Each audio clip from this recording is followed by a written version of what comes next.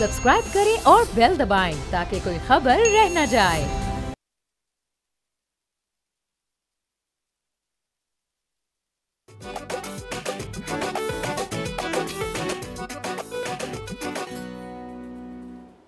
अस्सलाम वालेकुम, मैं हूं अली आफ्ताब सईद और आप देख रहे हैं बोलो जनाब। आजकल आप कोई भी अखबार उठा लें, कोई भी चैनल लगा लें, एक जुमला आपको ज़रूर मिलेगा और वो है कि सोसाइटी बहुत पोलराइज हो गई है, अदम बर्दाश्त का शिकार हो गई है, माशरा तकसीम का शिकार है। क्या ये कोई नई बात है या जब से पाकिस्तान बना है ऐसे ही चलता आ रहा है? हमें इसका एहसास ज़राए इब्लाग यानी मीन्स ऑफ कम्युनिकेशंस के बढ़ जाने के बाद हुआ है। इस चीज़ को डिस्कस करने के लिए आज ज्वाइन किया है मुझे अली जान ने। अली जान पेशे के एतबार से हेड ऑफ़ डिपार्टमेंट हैं ITU में, इकनॉमिक्स डिपार्टमेंट के, और उनके साथ हैं हमाद रोहीला साहब, पेशे के एतबार से वकील हैं।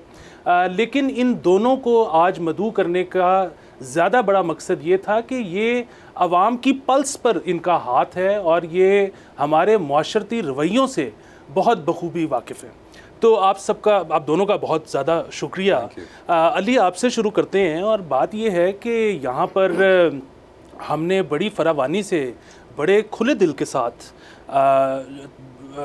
ट्रेटर के सर्टिफिकेट बांधे हैं कि फ़लाँ शख्स गद्दार है। यहाँ तक कि जिन लोगों ने पाकिस्तान की आज़ादी में हिस्सा लिया उन पर भी ऐसे इल्ज़ाम लगे। उसके बाद डिक्टेटर्स भी आए, ज़ाहिर है कोई बहुत खुशगवार माहौल में तो नहीं आते होंगे। फिर डिक्टेटर्स गए, यानी कि अगेन या तो इकॉनमी टैंक कर जाती होगी या दहशतगर्दी बढ़ जाती होगी, अगेन कोई बहुत खुशगवार मामलात नहीं होते होंगे। फिर यहाँ पर जो हमारी पॉलिटिकल पार्टीज़ थीं, वो जिस तरह से उनका ट्रांसफ़र ऑफ पावर रहा, जिस किस्म के इल्ज़ाम लगे, ये कौन सा बुर्दबारी और खुशगवार माहौल था? हम उस वक्त कहाँ थे जिसकी वजह से आज हमें कहा जाता है कि जी अब जो है ना बहुत ज़्यादा पोलराइज होगी सोसाइटी? ये हमेशा ऐसे ही नहीं था। बहुत बहुत शुक्रिया अली। आपके सवाल का आसान जवाब तो यही है कि कभी भी नहीं था ऐसे। ये बात दुरुस्त है, हमेशा से इधर पोलराइजेशन तो रही है। आप शुरू कर लें पाकिस्तान के बनने से पहले भी कर लें, वो इटसेल्फ पोलराइजेशन है। पाकिस्तान के बनने के बाद जो है सियासी अदम इस्तेकाम रहा है हमेशा। स्टेबिलिटी के पीरियड्स थोड़े रहे हैं, इंस्टेबिलिटी के ज़्यादा रहे हैं। आप अगर देख लें पोलराइजेशन तो एथनिक लाइंस पे रही है, क्लास लाइंस पे रही है, पॉलिटिकल लाइंस पे रही है, और एक हिसाब से ये ज़रूरी तो नहीं कहेंगे लेकिन ये इनेविटेबल है। मतलब हर सोसाइटी जिसमें लोग हैं और इंटरेस्ट हैं उनके मुख्तलिफ, वो कहीं ना कहीं तो उनके इंटरेस्ट जो है उन्होंने करना ही है क्लैश। तो ये आप ज़रूर कह सकते हैं कि शायद जिस तरह आपने शुरू में बात की कि ज़राए इब्लाग के क्या कहते हैं, एक उनके बढ़ने से, उनकी उस टेक्नोलॉजी में जो है वो प्रोग्रेस से, तरक्की से आपको अब शायद पता ज़्यादा लगता है जी इन चीज़ों का। आपको अब बैठे बैठाए पता लगता है कि जी मतलब आपके डिफरेंसेस जो हैं वो कितने ज़्यादा नुमायाँ हैं। लेकिन एक हिसाब से ये डिफरेंसेस तो हमेशा से ही रहे हैं। गद्दारी के फतवे हों, किसी को जो है वो मज़हब से खारिज करने के हों, और चीज़ें हों, किसी को जो है वो रियासत का दुश्मन कहने के, ये तो हमेशा से रहा है। अब शायद ये कह सकते हैं, कुछ लोगों को ये ज़रूर महसूस होता है कि अब पोलराइजेशन कभी कभार ऐसा लगता है कि पता नहीं क्यों है कि उसके पीछे कोई नज़रियाती डिफरेंस है या बस वैसे ही है। वो शायद बढ़ गई हो कि भाई मतलब मुझे इसकी शक्ल नहीं पसंद, तो मैंने कमेंट सेक्शन में जाके दे नहीं पसंद, उसने कहा क्यों नहीं पसंद, और इस पर लड़ाई हो गई और दो ग्रुपों में जो है वो झड़प हो गई इसके ऊपर। पहले वो कम हो सकती थी, अब वो इंटरनेट पे बहुत सारे लोगों में हो सकती, शायद ये हो कह सकते हैं। लेकिन ओवरऑल तो इस पर कोई साइंसी हमारे पास कोई तज्जिया नहीं है कि जी अब ज़्यादा बढ़ गई है। बिल्कुल। अच्छा, इसी तरह हमाद, मतलब अगर हम ख़वातीन की बात करें, बहुत ज़्यादा अब ये चीज़ एड्रेस होती है कि ख़वातीन क्योंकि अब हर शोबे में आना शुरू हो गई हैं, सियासत में बड़ा बढ़ चढ़ के हिस्सा लेती हैं, तो होता है कि जी इनके लिए बड़े डेरोगेटरी रिमार्क्स यूज़ किए जाते हैं, हम उसके ज़ाहिर है हम उसकी मजम्मत करते हैं, उसके बहुत ख़िलाफ़ हैं। लेकिन अगेन मेरे ख़्याल में तो सिचुएशन पहले से बेहतर हुई है। मतलब ये जो आजकल की पार्टियां एक दूसरे के ख़िलाफ़ करती हैं, 90s में तो ये इससे भी ज़्यादा शिद्दत के साथ होता था। तब तो कोई वो क्राउड भी नहीं था जो इनको बताता कि ये जो आप कर रहे हैं गलत कर रहे हैं। सो मुआशरे में तो शायद ख़वातीन को लेकर, हालांकि हम अभी भी बहुत शायद दिहाइयाँ पीछे हैं दुनिया से, लेकिन पाकिस्तान की हद तक अगर देखा जाए तो हमने प्रोग्रेस की है, हम रिग्रेशन में तो नहीं गए। मेरा नज़रिया शायद इससे थोड़ा सा मुख्तलिफ है। मैं आपके सामने रखता हूँ, जब 8 फरवरी या 8 मार्च को वुमेन डे होता है, मुझे एग्जैक्ट डेट याद नहीं है, उसके शो पे हम बैठे हुए थे, तो हम 4 पैनलिस्ट, चारों के चारों मेल थे, और हम चारों मेल पैनलिस्ट बता रहे थे कि औरतों को उनके हकूक़ मिल गए हैं। वो एक बड़ा जवाब तलब तस्वीर होती है। अगर आप औरतों के हकूक़ के बारे में बात कर रहे हैं तो आपको सबसे पहले उनको लाना चाहिए, अपने साथ बिठाना चाहिए। एक बात तो ये हो गई। दूसरी बात जो इस सिलसिले में मुझे चंद दिन पहले ही मेरी नज़र से गुजरी है कि हमारे यहाँ फीमेल एंकर्स की कैरेक्टर असैसिनेशन इस ओपनली की जा रही है, एंड विदाउट एनी रीज़न की जा रही है, विदाउट एनी जस्टिफिकेशन की जा रही है, कि वो डराने लायक है, उससे डर लगता है। वो नहीं होनी चाहिए। अगर हम इसके प्रेजेंस में भी समझते हैं कि शायद हमारी सोसाइटी औरतों के हकूक़ के लिए आगे चली गई है, तो मेरा ख्याल है शायद चली गई हो, लेकिन सफ़र बहुत लंबा है। अभी हमें बहुत दूर जाने की ज़रूरत है। जो बात आप पहले कर रहे थे, मैं उस पर भी अली की बात से बिल्कुल एग्री करूँगा। आप 1920 से देखिए तो खिलाफत मूवमेंट आ चुकी थी। इस खित्ते की सियासत में मज़हब को इस्तेमाल किया जा रहा था। 1940 में भी कोई मुसलमान था किसी एक पार्टी में होने की वजह से, और अगर उस पार्टी के ख़िलाफ़ जाता था तो उसके ऊपर काफिर के फतवे लगते थे। आप देखते आगे जब पाकिस्तान बना 1950 की दिहाई में, आप देखें फैज़ जैसी शख्सियात को जेल में डाला गया। इंटॉलरेंस तब भी बहुत ज़्यादा थी। 60 के बारे में कहा जाता है कि शायद वो बेहतर डेकेड था, लेकिन 70 में हमने जो अवामी लीग के साथ किया, उनके लोगों को गद्दार करार दे दिया हमने, तब भी गद्दार के सर्टिफिकेट्स बांटे गए। आप उसके बाद आगे आते देखिए तो हालात बिगड़ते दिखाई देते हैं। 80 की दिहाई में भी जो कुछ हुआ, 90 की दिहाई में जो हुआ, मुशर्रफ साहब जो तालिबान के साथ कर सकते थे, हम गुड तालिबान बैड तालिबान में फंसे रहे, हमने उनको भी हैंडल नहीं किया। बेशक वो जो कुछ मर्जी करते रहे, हमारी औरतों के साथ, हमारे बच्चों के साथ, हमारे बुजुर्गों के साथ जो कुछ होता रहा, लेकिन एक डिबेट चलती रही कि ये अच्छे तालिबान हैं या बुरे हैं। तो इस डिबेट में हम रहे हैं, हम पोलराइजेशन में रहे हैं। अब हमें लगता है कि हम कहा जा रहा है कि जी इमरान खान साहब ने सियासत में आने के बाद ही ये तमाम मसाइल ज़्यादा सामने आए हैं, पार्टीज बिखर गई हैं, लोग बिखर गए हैं। मेरे नज़दीक उन्होंने भी इस चीज़ को बढ़ावा ज़रूर दिया है। आप देखिए चंद दिन पहले शोएब अख्तर साहब ने बात की, उनके ऊपर, उनकी ज़ात के ऊपर जवाब दिया गया। शाहिद अफरीदी साहब ने बात की, उनकी ज़ात के ऊपर जवाब दिया गया। जो मुद्दा वो बयान कर रहे थे उसके ऊपर बात नहीं की गई। इसी तरीके से सोशल मीडिया एक्टिविस्ट बात करते हैं, उन्होंने प्रोजेक्ट्स हाईलाइट किए, उन प्रोजेक्ट्स के ऊपर बात नहीं की गई कि आप झूठ बोल रहे हैं, ये प्रोजेक्ट नहीं हुआ या हुआ है तो बुरे तरीके से हुआ है। ऐसा नहीं किया जाता, ज़ात के ऊपर फ़ौरन निशाना बनाया जाता है। तो हाँ, इस पार्टी ने भी बाकी लोगों की तरह इस चीज़ को बढ़ावा ही दिया है, और हमारे मुल्क में ये चीज़ बहुत पहले से चली आ रही है। सोशल मीडिया की वजह से नज़र आने लग गया है। सोशल मीडिया अब वो आईना बन चुका है जिसमें हमारी बदसूरती छुपती नहीं है। बिल्कुल, लेकिन आपकी बात 100% मैं एग्री करता हूँ उसके साथ कि ख़वातीन के लिए जो सिचुएशन है वो बहुत साजगार नहीं है। लेकिन मेरा तो सिर्फ आर्गूमेंट इतना है कि पहले कौन सी साजगार थी? नहीं थी। लेकिन मैं सिर्फ उसमें इजाफा ये कर रहा हूँ कि अभी भी बहुत दूर जाना है, अभी बहुत बेहतरी। आपकी बात को करने के लिए अगर हम इसको थोड़ा सा रिवर्स कर लें कि जी आजकल ख़वातीन के ऊपर साहब ने कहा कि जी पार्लियामेंट में बहुत ज़्यादा जो है वो बदतमीज़ी की जाती है, उसको आप इस तरीके से कर सकते हैं कि 90s से पहले ख़वातीन थी ही नहीं उस तादाद में। जी मतलब आई तो फिर उनकी तस्वीरें फेंकी गई। मैं वही कह रहा हूँ, वो भी हुआ, इस मुल्क ने देखा। जब वो इनिशियली आई तो इतना ज़्यादा क्राइसिस हुआ जी, और इतना ज़्यादा रिएक्शन हुआ। तो आई थिंक जाहिर है ये डिबेट एक लिहाज से कहना मुश्किल बहुत है, ये एक वर्ल्ड वाइड भी एक ट्रेंड है। वो ट्रेंड इस तरीके से है, ये जो हम ज़्यादातर अनफॉर्चुनेटली अपनी जो, मेरा ज़ाती ख्याल है, हम जो ज़्यादातर अपनी जो टर्मिनोलॉजीज़ लेते हैं ना, ये ग्लोबल जो भी ट्रेंड्स चल रहे होते हैं, ग्लोबल कोई भी टर्मिनोलॉजी इन होती है तो वो पाकिस्तान में उसको उसी तरीके से जो है वो एम्प्लॉय कर लिया जाता है। अब पोलराइजेशन का जो आइडिया है वो स्पेसिफिकली वेस्टर्न डेमोक्रेसी से आ रहा है। वो वेस्टर्न डेमोक्रेसी से इस तरीके से आ रहा है कि जी एक गोल्डन पीरियड था, और वो गोल्डन पीरियड भी बहुत थोड़ा है अगर सोचा जाए। वो पोस्ट वर्ल्ड वॉर 2 है जिसमें एक वेस्टर्न वर्ल्ड ऑर्डर वो तकरीबन 80s तक स्टेबल रहता है, 70s 80s तक, और फिर उसके बाद वो आहिस्ता आहिस्ता जो वो टूटने लग जाता है। उसके टूटने में जिस तरह आपने कहा बहुत सी प्रोग्रेसिव चीज़ें भी हैं जो उसको तोड़ रही हैं। यानी जब आप 50s to 70s for example America को ले लें, जब आप 50s to 70s उनकी ग्लोबल उनकी गोल्डन एज की बात करते हैं, उनकी डेमोक्रेसी और ग्रोथ की, तो उसमें अमेरिका की साउथ में लीगली जो स्याह फाम है, अफ्रीकन अमेरिकन है, वो सेकंड क्लास सिटीजन थे। उनके आने से जो रिएक्शन हुआ, ठीक है, उस पे बहुत से लोगों ने कहा जी, उनका मेन स्ट्रीम आने से कि ये पोलराइज हो गई सोसाइटी। तो पोलराइजेशन की भी जो एक है, और आज जो पोलराइजेशन है वो पार्टी लाइंस पे है। तो ऑब्वियसली कोई जनरलाइज्ड बात करना बड़ा मुश्किल है पोलराइजेशन। उस लिहाज से बिल्कुल जिस ताली कह रहे हैं वो 100% दुरुस्त है। फॉर्म्स ऑफ पोलराइजेशन या फॉर्म्स ऑफ कंटेंशन जिसको कह रहे हैं, या तजादात मुख्तलिफ ग्रोहों में, वो तो हमेशा से रहे हैं जी। अब आप ये ज़रूर डिफाइन कर सकते हैं, हाँ जी इस लाइन्स पे कम हो गए, इस लाइन्स पे ज़्यादा हो गए। मसलन आप ये कह सकते हैं कि जी 70 की दिहाई में ज़्यादातर जो लाइन्स थी late 60s to 70s Pakistan में, वो क्लास या तबकाती जद्दोजहद या तबकाती तजाद पे ज़्यादा बात होती थी। आप ये कह सकते हैं कि जी 80s के अंदर दूसरा तजाद हो गया, सिविल मिलिट्री हो गया, ठीक है जी। आप 90s में और बातें कर सकते हैं। आज आप प्रॉब्ली कह सकते हैं पार्टी लाइन्स पे बहुत ज़्यादा है।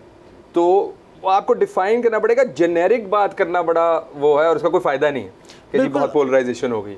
और क्या एक ये भी वजह है कि अब जो ज़बान ज़द-ए-आम ये जुमला है कि बड़ी पोलराइजेशन हो गई है, उसकी शायद एक वजह ये भी है कि पहले हालात जिस तरह के भी होते थे, बहरहाल एक ग्रोह मैसर था अवाम में से जो कि स्टेट नैरेटिव को ओन करता रहता था। अब वो ग्रोह बहुत कम हो गया है या वो शायद ख़त्म हो गया है। इसकी वजह से भी अब शायद स्टेट इस नैरेटिव को पुश कर रही है कि अवाम तकसीम का शिकार है। जी, ये बात भी दुरुस्त है, लेकिन इस बात में भी दो राय नहीं है कि हम तकसीम का वाकई ही शिकार हैं।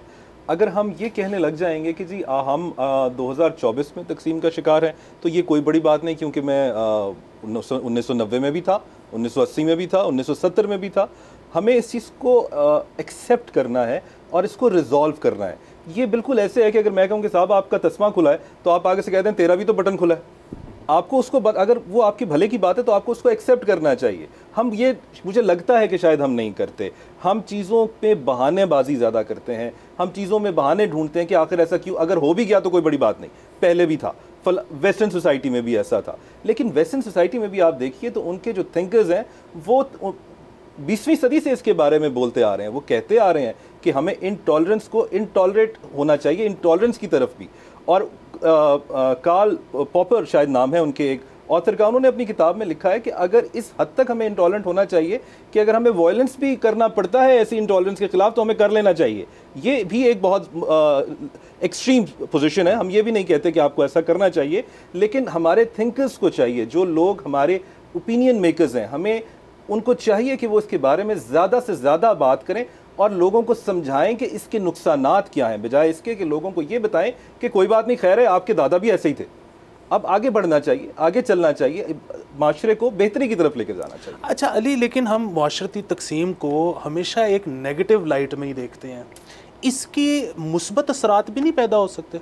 बिल्कुल हो सकते हैं। मेरा ख्याल है कि वही बात है, असल में आपने एक बैलेंस रखना होता है और आपने, जैसा मैंने कहा, टर्म्स को डिफ़ाइन करना होता है। देखिए, जमहूरियत के बारे में ये एक तासुर है कि जी जमहूरियत जो है वो स्टेबिलिटी लाती है। अच्छा, अब किस हद तक लाती है वो डिपेंड करता है, क्योंकि बाय डेफिनेशन जमहूरियत की जो एक, मतलब आप उसमें नेगेटिव बहुत सी चीज़ें निकाल सकते हैं। मैं एब्स्ट्रैक्ट थोड़ी बात कर रहा हूँ फिलोसॉफिकली, लेकिन उसकी एक चीज़ जो आपको एक्सेप्ट जो करती है जमहूरियत, वो ये करती है कि तजादात मुआशरे का हिस्सा हैं। ठीक है, यानी हम अंग्रेज़ी में कहते हैं कि जी ये कॉन्फ्रंटेशनल सिस्टम है या एंटेगोनिस्टिक सिस्टम है। इसमें लोग एक दूसरे से कंटेस्ट करते हैं, बाय डेफिनेशन है। यानी डेमोक्रेसी की डेफिनेशन है कि जब तक ऑपोजिशन नहीं होगी तो इट्स नॉट अ डेमोक्रेसी। ठीक है, वो और भी डिक्टेटरशिप्स हैं और सिस्टम्स हैं।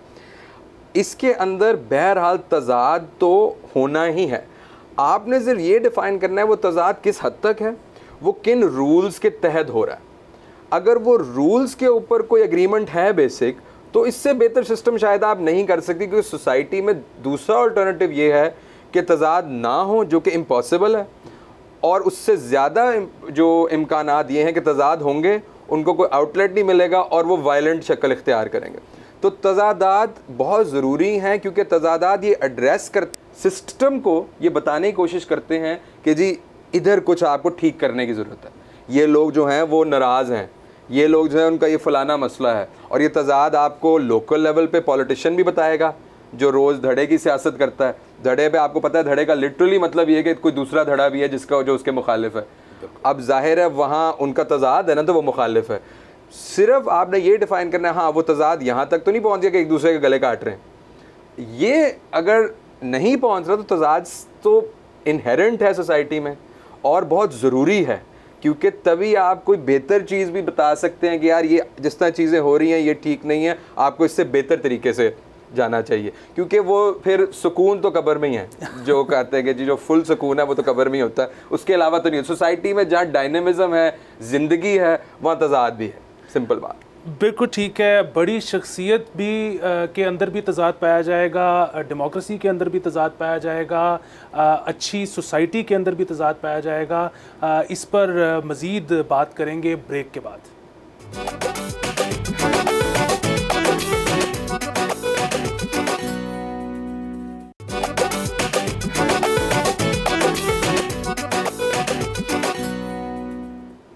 Welcome back. ब्रेक से पहले बात हो रही थी कि बार बार हम ये जुमला सुनते हैं आजकल के सोसाइटी पोलराइज्ड है, हम अदम बर्दाश्त का शिकार हैं। क्या ये कोई नया रवैया है या ये मुल्क हमेशा से ही ऐसे था? सवाल ये है कि आजकल इस चीज़ पर भी बहुत बात होती है अली, कि इल्ज़ाम तराशी का जो है ना, हम यहाँ पे एक रवैया है। हर पॉलिटिकल पार्टी का कारकुन, उसका सपोर्टर दूसरी पार्टी को लेकर बहुत ज़्यादा स्केप्टिकल है, और वो जो एतराज़ात हैं वो शुरू ही इल्ज़ाम से होते हैं और ख़त्म भी इल्ज़ाम पे होते हैं। अगेन ये इल्ज़ाम तराशी का जो कल्चर है ये उसने ख़ुद से डेवलप किया है या रियासत का भी इसमें रोल रहा है? जिस तरह से हुकूमतें बनाई गईं, हटाई गईं, उनको ये सिखाया गया कि ये वो तरीका है जिसके साथ आप पॉलिटिकल मनूवरिंग करते हैं। अच्छा, अगर उसमें रियासत का भी किरदार है और अगर आज वो फ़र्द इस जगह पर पहुंचा है तो उसके पीछे अगर 70 साल लगे हैं, तो क्या किसी ऑपरेशन के तहत फौरी तौर पे इसको ठीक किया जा सकता है? नहीं, मेरा नहीं ख्याल। बहुत मुश्किल है, क्योंकि अगेन डिपेंड करेगा। जैसे मैंने कहा कि कुछ ऐसे तजादात हैं अगर वो आउट ऑफ कंट्रोल हो जाएं तो बहुत ज़्यादा नुकसान होता है। कुछ ऐसे हैं जो कि ज़रूरी हैं और वो माशरे की और सिस्टम की सेहत, उसकी हेल्थ जो है उसके लिए ज़रूरी हैं। उनको इनफैक्ट ख़त्म करना सिस्टम को जो है वो डिके करने के मुतरादिफ है, सिस्टम को ख़राब कमज़ोर करने के मुतरादिफ है। तो सबसे पहले तो डिफ़ाइन करना पड़ता है मेरे ख़्याल में। जिस तरह मैंने कहा, थोड़ा सा पोलराइजेशन का जो लफ्ज़ है इसकी थोड़ी सी जड़ पे जाएं। आजकल जो डिस्कशन है पोलराइजेशन की, वो प्राइमरली आपको वेस्टर्न कंट्री से मिल रही है। वो आपको 2-3 की इश्यूज़ के अराउंड मिल रही है। वो आपको मिल रही है उनके इश्यूज़ के हिसाब से। यानी अगर आपको ये इशू है अमेरिका में पोलराइजेशन का इस वक्त, लेट्स से उनके इलेक्शंस में, या जो वेस्टर्न यूरोप के अंदर पार्टियां हैं जो इस वक्त जिसको कहते हैं जी पोलराइज सिस्टम्स हैं, उनका मेन मसला है इमिग्रेशन। इधर तो कोई आ नहीं रहा, ठीक है, इधर से तो वो तो जा रहे हैं सारे। हम वीज़ा भी नहीं देते, हम देते ही नहीं। एग्जैक्टली। तो हमें डायरेक्ट यहाँ से मट्टी कटा ले जाएगा। एग्जैक्टली। तो आपकी पोलराइजेशन आपको फिर डिफाइन करनी पड़ेगी। दूसरा, उनकी पोलराइजेशन है पार्टी लाइंस पे। आप अगर आप 50, 60, 70 से बात करते तो रेशियल लाइन सबसे इंपॉर्टेंट होती। आज अमेरिका के अंदर उसकी बनिस्बत जितनी वो रेशियल सोसाइटी थी, बहुत से लोग बिलीव करते हैं कि बेहतर हालात हैं। हालांकि अभी अगेन उधर भी बहुत रेसिज्म है, सारा कुछ है, वो चीज़ें होती रहती हैं, लेकिन कम हो गई है किसी एक मैट्रिक पे। तो डिफ़ाइन करना पड़ेगा। डिफ़ाइन करने के बगैर, जिस तरह आप कह रहे हैं, मुझे बड़ी अच्छी आपकी बात लगी, ये भी एक फैक्टर है, मैंने इस पर नहीं गौर किया था, कि ये भी बिल्कुल पॉसिबल है कि वो जो एक नैरेटिव होता था पहले, जो स्टेबिलिटी का, वो रियासत एक तरीके से करती थी, आज उसके बायर्स बहुत कम हो गए। आज वो नैरेटिव ख़रीदने वाले लोग कम हो गए। इसका ये मतलब नहीं है कि लोग नहीं हैं जो यहाँ रहने, मतलब हम यहाँ रहना चाहते हैं, पीसफुली रहना चाहते हैं, मतलब हम चाहते हैं कि ये मुल्क जो है वो तरक्की करे, लेकिन वो मुश्किल होता जा रहा है अब। और आई थिंक उसके अंदर एक जनरेशनल चीज़ भी होती है, बहुत से उसके रीज़न हैं कि बस रियासत की तरह से नैरेटिव आया और लोग के हाँ जी ये अब लोगों को एक वॉइस अपनी मिल गई है। टेक्नोलॉजी ने उसमें प्ले किया है रोल, उसमें और चीज़ों ने रोल प्ले किया है, और बहरहाल अब लोग अपने नैरेटिव्स या अपनी जो समझ है उनकी, वो लार्जर नैरेटिव की, वो अपनी ला रहे हैं। और वो एलीट के पास अब खाली नहीं रहा प्रेरोगेटिव कि वो डिफ़ाइन कर पाए, तो वो उसके अंदर बड़ी अपॉर्चुनिटी भी है। अच्छा हमाद, आपने अभी पॉपर का जिक्र किया। अच्छा, हम तो आज हमने ये नशिस्त बग़ैर किसी के कहने के हमने सोचा कि आज इस पे बात होनी चाहिए। हम चाहते तो इस वक्त करप्शन भी कर रहे होते। आपके ख़्याल में जो रियासत है इस वक्त, उन्होंने किसी इंटेलेक्चुअल्स को इंगेज किया हुआ है? क्या वो इस बारे में सोच रहे हैं? वो क्या अगले 30 साल का कोई लाहे अमल बनाना चाहते हैं, या वो भी डे टू डे देख रहे हैं कि अच्छा कल देखेंगे जो होगी? मेरी राय में बड़े अरसे से ये बात कहता आया हूँ, अगर कुछ लोगों को मैं जानता हूँ, ऐसे लोग जो इस सर्कल में फॉल करते हैं, उनके बारे में उनसे मिलने के बाद इंतहाई अनफॉर्चुनेटली मैं ये बात कर रहा हूँ एक दुखी दिल के साथ, कि मुझे ऐसा लगता है कि हम लोग सुबह उठते हैं, टीवी लगाते हैं, टीवी पे जो खबर होती है उस पर रिएक्ट करके सो जाते हैं। हमारे पॉलिसी मेकर्स भी ऐसा ही कर रहे हैं। हमारे यहाँ कोई लॉन्ग टर्म प्लानिंग का मुझे नहीं लगता कि अगर या तो कोई बहुत भोंडे तरीके से हो रही है क्योंकि कोई फ़ायदा नहीं हो रहा, और या हो ही नहीं रही। मेरे ख्याल से मैं ऑप्शन 2 पे जाता हूँ कि ये सिर्फ रिएक्ट करते हैं, नी जर्क रिएक्शन होता है हमारा, और हम उसको लेकर आगे चले जाते हैं, भूल जाते हैं उस खबर को, और उसको सामने रखते हुए आने वाले दिनों के फैसले भी नहीं करते। बात जो अली भाई कर रहे थे पहले, मैं उनकी बात में इजाफा करूँगा, मैं एग्री करूँगा। हमें समझना चाहिए कि डिफरेंस ऑफ ओपिनियन क्या चीज़ है और पोलराइजेशन क्या चीज़ है। डिफरेंस ऑफ ओपिनियन को इनकरेज करना चाहिए, अप्रिशिएट करना चाहिए, वो एक हेल्दी माशरे का हिस्सा है। और अगर वो नहीं होगी तो आप स्टेल कर जाएंगे, बिल्कुल मर जाएंगे, यहाँ तक कहा जा सकता है। तो हमें डिफरेंस ऑफ ओपिनियन को डिफेंड करते हुए कहीं हम पोलराइजेशन में इंटॉलरेंस को तो डिफेंड नहीं कर रहे। हमें ये समझाना चाहिए कि इंटॉलरेंस एक बहुत ही एडवांस्ड लेवल है, जहाँ पर हम फिर बात कर रहे हैं कि क्या ऑपरेशन हो सकता है, या एकदम ऑपरेशन करेंगे तो हम क्या ये मामला ठीक हो जाएगा। तो उसके अंदर बिल्कुल सर ने सही कहा कि नताइज तो फ़ौरन नहीं आएंगे, लेकिन इसका मतलब ये नहीं कि ऑपरेशन इमरजेंसी बुनियादों पे आज शुरू ना किया जाए ऐसा। और ये कोई फिजिकल ऑपरेशन की बात नहीं मैं कर रहा, अब सोच के एतबार से ऑपरेशन लाना है। लोगों को फ़ौरन हमें जंगी बुनियादों पे मेटाफोरिकली स्पीकिंग ये समझाना है कि इंटॉलरेंस हमारे अंदर बहुत आ चुकी है, हमारे यहाँ किसी को भी आग लगाना बहुत आसान हो चुका है। तो इस रवैये को रोकना ज़रूरी है। बिल्कुल। मेरा अब जो सवाल है अली आपसे है, और फिर वही सवाल हमाद आपसे है, और वो सवाल ये है कि हम पिछले कोई मेरे ख़्याल में 15-20 साल से हालत जंग में हैं, और यहाँ पर बड़े अनफॉर्चुनेट वाक़यात हुए हैं, यहाँ पर दहशत गर्दी हुई है, यहाँ पर यकीनन उसमें बैरूनी हाथ भी होंगे, जिस तरह से हमारा रियासत हमें बताती है, उसमें जो है बाहर से पैसा भी आया होगा, लेकिन इवेंचुअली फिर कुछ यहाँ के लोग भी इस्तेमाल हुए होंगे। सो सवाल मेरा ये है कि जब ये जो आपके सोशल मीडिया प्लेटफॉर्म्स हैं, ये एक आउटलेट हैं, ये प्रेशर कुकर की लिड का काम भी करते हैं। एक शख्स गुस्से में है, वो एक पोस्ट करता है और रात को शायद सुकून की नींद सो पाता है।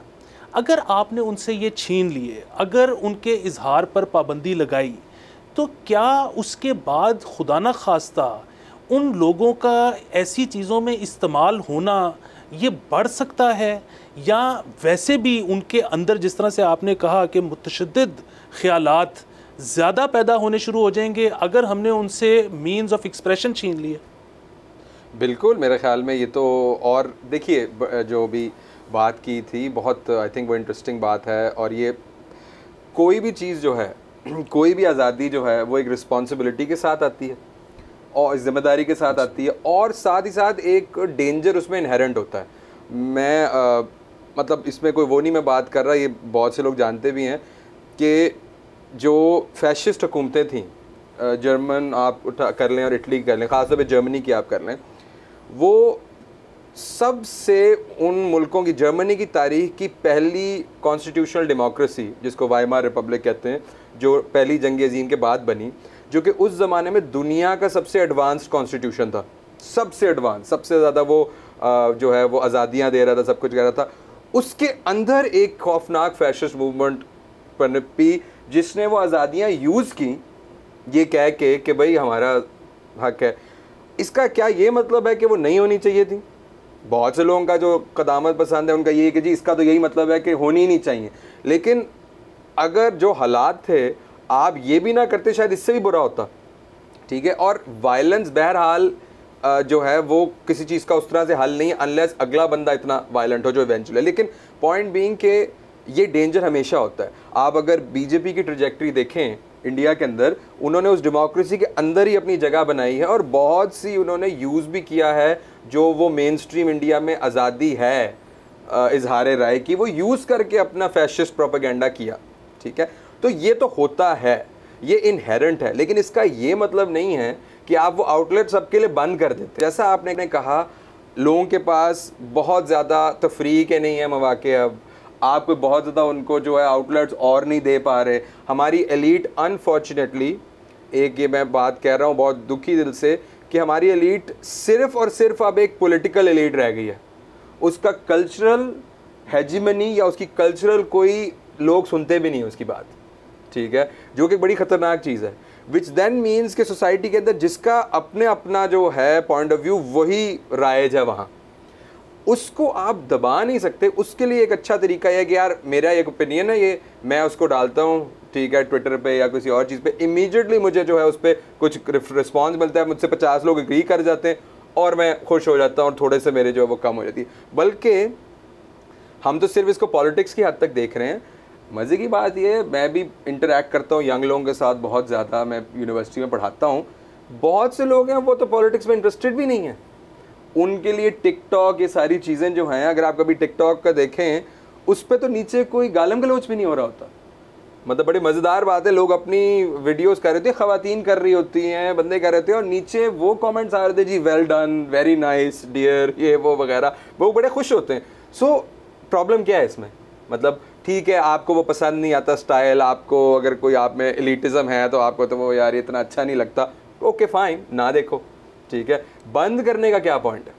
इसी का जवाब हमाद आप, और इसमें थोड़ा सा एक ये भी ऐड कर दीजिएगा कि क्या हमारी जो हुकूमत है, रियासत है, इसको एक चीज़ का अंदाज़ा है कि फ़र्द हो, मुल्क हो, कंपनी हो, ये सारी चीज़ें एवर इवॉल्विंग होती हैं। कभी आपके मसाइल कुछ और होते हैं, कभी बदल जाते हैं। किसी मसले का कोई हल नहीं होता, हमेशा ट्रेड ऑफ होते हैं। हमेशा आप पावर थोड़ी सी आप बढ़ा रहे होते हो या अपनी थोड़ी सी पावर लूज़ कर रहे होते हो। ये इस तरह से सोचती है या ये कहती है कि बस हम ठीक कर देंगे? आपके इस सवाल का जवाब तो शायद मैं पिछले सवाल के जवाब में दे चुका हूँ कि यहाँ पर कुछ सोच समझ के नहीं किया जा रहा। तो ये जो सत्यानाश हमारा हो रहा है, ये सोच समझ के नहीं हो रहा, ये इत्तफाकिया हो रहा है, ना सोचने समझने की वजह से हो रहा है। दूसरा, आपकी जो बात आप अभी कर रहे थे, मैं उसके ऊपर भी थोड़ी बात करूँ। आपने मिसाल दी कि प्रेशर कुकर के ऊपर लिड का काम देता है। अगर ये वो काम दे रहा है तो ठीक है, लेकिन अक्सर ऐसा भी देखने में आया है कि ये प्रेशर कुकर के नीचे लगी हुई आग का काम भी दे रहा है। वहाँ पर आपकी जो फ्रीडम है उसके ऊपर कुछ रिस्ट्रिक्शन ज़रूर होनी चाहिए। आपकी फ्रीडम वहाँ ख़त्म हो जाती है जहाँ मेरी ज़ात और मेरी शख्सियत शुरू हो जाती है। यहाँ पर भी मेरे ख़्याल से ओपिनियन मेकर्स का काम आता है, इंटेलेक्चुअल्स का काम आता है कि वो आगे बढ़ें और आवाम को दोबारा से ये बात याद कराएं कि तहज़ीब कितनी ज़रूरी थी, तरबियत कितनी ज़रूरी थी, तमीज़ कितनी ज़रूरी थी। उसका दामन हम हाथ से छोड़ चुके हैं। हम जब तक अपनी आवाज़ ऊंची ना कर लें, नथने फुला ना लें या थूक बाहर ना निकल आए बात करते हुए, हमें लगता है कि हमारी बात में वज़न नहीं आया। बात रिपीट करने से या ऊंची आवाज़ में करने से आपकी लॉजिक में वज़न नहीं आता। ये समझाने की ज़रूरत है। अगर आप इसकी एक रिफ्लेक्शन देखें तो जो हम बात अभी पहले कर रहे थे, शो से पहले कर रहे थे, कि अगर आप थंबनेल्स देखें शोज़ के तो किस किस्म के आते हैं, कितने जज्बाती आते हैं। मैं अपने वीडियोस के नीचे थंबनेल देख के घबरा जाता हूँ। उस पर लिखा होता है हमाद रोहिला आग बगूला हो गया, और मैं खुद घबरा जाता हूँ कि ऐसा मैंने कब किया या सबक सिखा दिया। ये ऐसी बातें हम लोग कर रहे हैं और ऐसी बातों को हम मज़ीद आए दिन इनकरेज करते जा रहे हैं। ये चीज़ दोबारा याद करानी है आवाम को, हमारे बच्चों को। हम तालीम के साथ तरबियत का लफ्ज़ भूल चुके हैं, उसको वापस जोड़ना चाहिए। अच्छा, एक मैं बड़ी इंटरेस्टिंग चीज़ सोचता हूँ और उस पर मुझे यकीन है कि आप भी इस तरह से ज़रूर कभी आपके ख्याल में आया होगा कि इंसान जैसे जैसे उसकी उम्र बढ़ती है उसके ख्यालात बदलते चले जाते हैं। सो यकीन है, वो आपको याद है कि हमारे जो सराउंडिंग्स थी उसमें तो ये कहा जाता था कि जवानी में अगर बंदा सुरखा नहीं है तो फिर वो क्या बंदा है। तो लेकिन उसके बाद कैसे कैसे वो तब्दीलियाँ आती हैं, इसके ऊपर हम तफसीली बात करेंगे ब्रेक के बाद।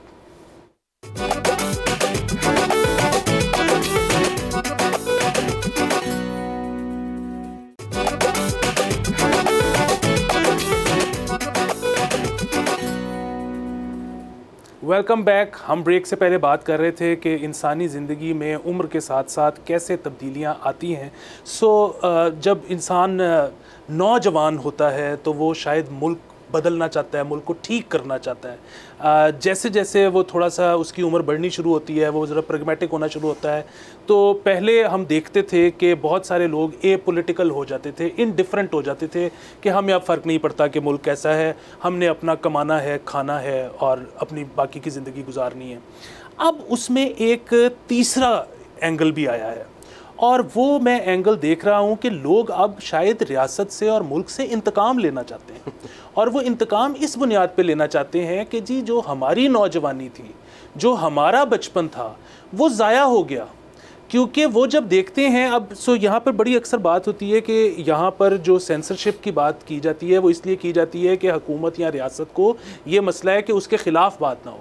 मेरे ख्याल में तो सबसे बड़ा मसला ये है कि स्मार्टफ़ोन की वजह से अब यहाँ पर बैठा हुआ एक शख्स ये देख सकता है कि अच्छा अमेरिका में उसकी उम्र का शख्स कैसे ज़िंदगी गुजारता है, अर्जेंटीना में उसकी उम्र का शख्स कैसे ज़िंदगी गुजारता है, और वो अब इस कर्ब का शिकार है कि मैं वैसी ज़िंदगी क्यों नहीं गुजारता।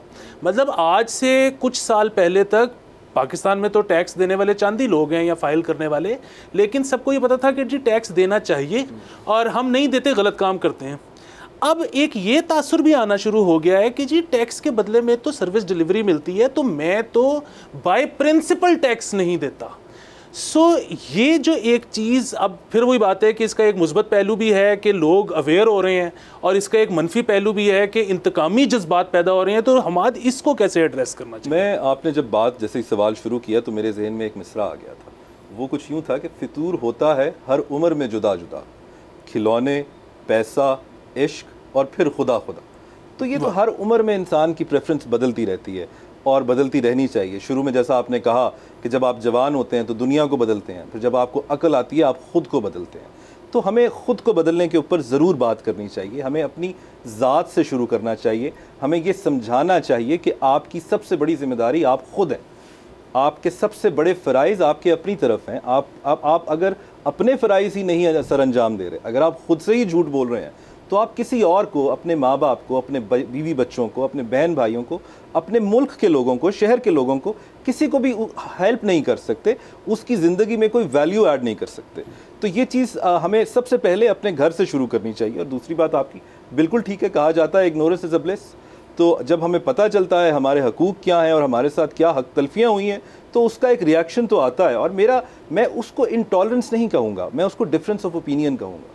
वो ज़रूर होना चाहिए, ज़रूर बात होनी चाहिए कि आप मेरे लिए क्या कर सकते हैं और आपको मेरे लिए क्या करना चाहिए। साथ ही साथ मुझे ये भी देखना है कि मैं आपके लिए क्या कर सकता हूँ और मुझे आपके लिए क्या करना चाहिए। इन दोनों चीज़ों को बैलेंस में रखना पड़ेगा, तभी जाके किसी तरफ हम पहुँचेंगे, किसी मंजिल पे हम पहुँचेंगे, वरना हम दायरों में ही घूमते रहेंगे। बिल्कुल। और इसी में अगर अली आप ये ऐड कर सको कि हम ये देखते हैं कि जो हमारे इस माशरे में लोग जब बुज़ुर्ग होते चले जाते हैं तो उनके जो ख़यालात हैं वो बदलना और भी ज़्यादा मुश्किल हो जाता है। और उसकी शायद वजह ये है कि वो ये बिल्कुल नहीं मानना चाहते कि हमने सारी ज़िंदगी जो सोचा वो गलत था। और अगेन वही वाला जो उधेड़ उम्री में आपको आ रहा है कि मेरी ज़िंदगी ज़ाया हो गई, मेरी जवानी ज़ाया हो गई, उनको आ रहा है कि हमारी पूरी ज़िंदगी ज़ाया हो गई, कि हमें जो यकीन दिलाया गया था वो गलत था। बिल्कुल। आपकी बात, जो इस वाली बात से पहले मुझे एक चीज़ याद आई। आपने कहा कि जब आप जवान होते हैं तो आप इनकलाबी या दुनिया बदलना चाहते हैं और फिर आपको होता है कि यार अपने आप को बदलो, पैसे कमाओ। एक नया ट्रेंड भी आ गया है नया कि आप अब पैसे कमा सकते हैं इनकलाबी हो। तो ये एक नया ट्रेंड है कि अब आप मतलब कर सकते हैं वो दोनों चीज़ें। वो भी एक चीज़ है जिस पर थोड़ा सा सोचने की ज़रूरत है। पता नहीं ऐसा होना चाहिए कि नहीं। आई थिंक वो जो पहले वाली थी ना चॉइसेस, या ये कर लो या ये, इनकलाब भी अब थैलियों में बिकेगा। एग्जैक्टली। कि अब ये है कि अब आप पैसे भी कमा सकते हैं, बल्कि इसी चीज़ से पैसे कमा सकते हैं कि आप कितना ज़्यादा जो है वो दुनिया को बदल रहे हैं। बट इन्फ्लुएंस कर सकते हैं। एग्जैक्टली। बल्कि ये आज का सबसे बड़ा बिजनेस है, नया बिजनेस जो है वो। एनीवे, जो आपकी दूसरी वाली जो बात है इसके हवाले से चेंजिंग, सॉरी मैं ज़िंदगी उम्र के साथ साथ आप कैसे चेंज, उम्र के साथ साथ चेंज, आई थिंक अगेन वो वाली बात थी कि जी दोनों इसमें है पहलू। एक वो वाली जो थी ना बात, जो आई थिंक वो मीम चलती है आजकल के, जी सिर्फ जो है वो बुज़ुर्गों की बातों को नहीं सुनना चाहिए, बेवकूफ़ अहमक भी बुज़ुर्ग हो जाते हैं तो ये ज़रूरी नहीं है। सेल्फ रिफ्लेक्टिव होना बिल्कुल मुश्किल होता है, और इसीलिए वो कहते हैं ना, वो मैंने कोविड के दिनों में एक वो पढ़ी थी कि जी वो एक फ्रेंच फ़िलासफ़र का पास्कल उसका नाम था, 17वीं सदी का या 18वीं सदी का, उसका वो कोविड के दिनों में मुझे बहुत इंटरेस्टिंग लगी थी कि जी most of the world's problems stem from the inability to sit alone by yourself in a room, क्योंकि बहुत मुश्किल होता है आप अकेले कमरे में बैठ के कॉन्टम्पलेट करो, ये बड़ा मुश्किल, बहुत मुश्किल होता है अपने ऊपर अपना सोचना क्या चल रहा है, क्योंकि ज़ाहिर है इतने मसले हैं, थोड़े से टाइम है आपके पास, आपको यही लगता है उसके अंदर ये कोई कह दे आपको कि यार आपने ज़ाया किया, बहुत इससे ज़्यादा ख़तरनाक चीज़ कोई नहीं हो सकती किसी बंदे के लिए। यहाँ पे हमारा वक्त जो है वो इख्तिताम पजीर हो रहा है। आप अगर मुल्क की बेहतरी चाहते हैं, आपका जो भी आइडिया है वो यकीनन ठीक होगा, लेकिन हमेशा याद रखें कि हो सकता है कि आप कुछ अरसे बाद इवॉल्व करें और आपको लगे कि शायद मैं पहले गलत सोचता था, अब बेहतर सोचता हूँ। इसीलिए कभी भी मुतशद्दिद मत हूँ, अपने ख़यालात का इजहार कह कर ज़रूर करें, लिख कर ज़रूर करें, लेकिन कोई जलाओ घेराओ कभी मत करें। पाकिस्तान का सबसे बड़ा मसला इकॉनमी है, अगले 10-12 साल में कम से कम वो बिल्कुल ठीक नहीं हो सकता।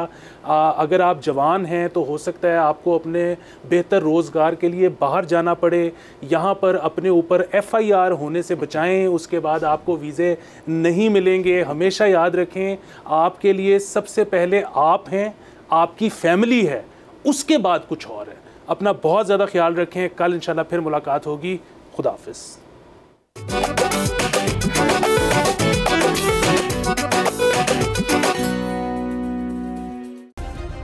सब्सक्राइब करें और बेल दबाएं ताकि कोई खबर रह न जाए।